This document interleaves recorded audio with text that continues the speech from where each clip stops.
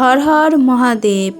মহাদেবের কৃপা ও আশীর্বাদ পেতে কমেন্ট বক্সে সবাই হর হর মহাদেব লিখবেন। নমস্কার বন্ধুরা, বিপন্না অফিসিয়াল চ্যানেলে সবাইকে স্বাগতম।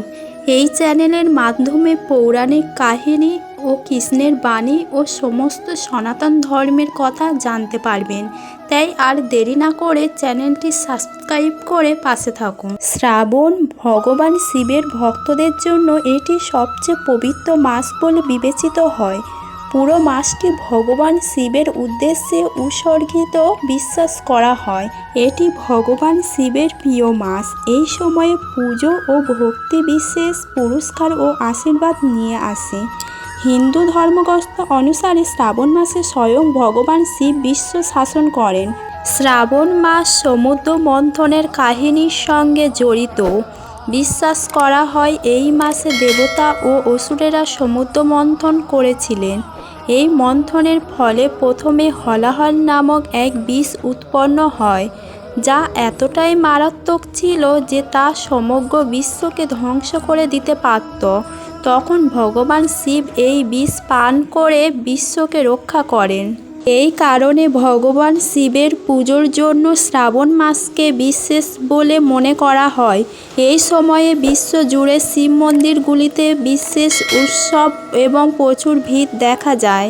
এই বছর শ্রাবণ মাস কটা সোমবার পড়েছে আর কবে থেকে শুরু?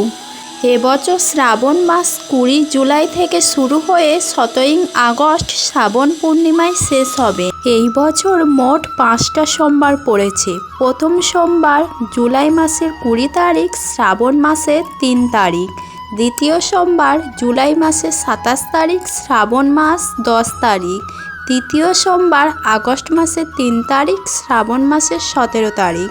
চতুর্থ সোমবার পড়েছে আগস্ট মাসের 10 তারিখ, শ্রাবণ মাসের 24 তারিখ। পঞ্চম সোমবার পড়েছে আগস্ট মাসের 17 তারিখ, শ্রাবণ মাসের 31 তারিখ।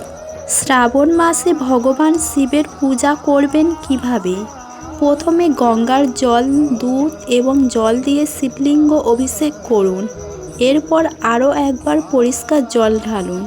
তারপর ভগবান শিবকে 11টা বা 21টি বেলপাতা অর্পণ করুন।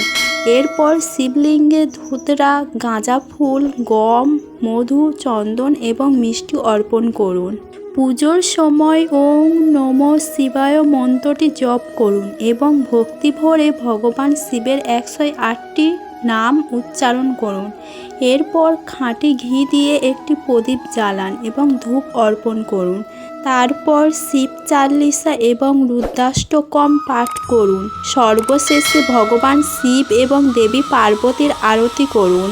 শুভ মুহূর্ত ব্রাহ্ম মুহূর্ত ভোর 4:26 থেকে 5:14 পর্যন্ত।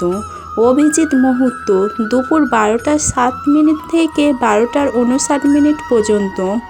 অমৃতকাল বিকেল 5:07 থেকে সন্ধ্যা 6:44 পর্যন্ত। শ্রাবণ সোমবারের পুজোর নিয়ম। বিশ্বাস করা হয় এই দিনে নিষ্ঠার সঙ্গে শিব পূজা করলে মহাদেবের বিশেষ কৃপা লাভ হয় এবং মনের ইচ্ছা পূরণ হতে পারে।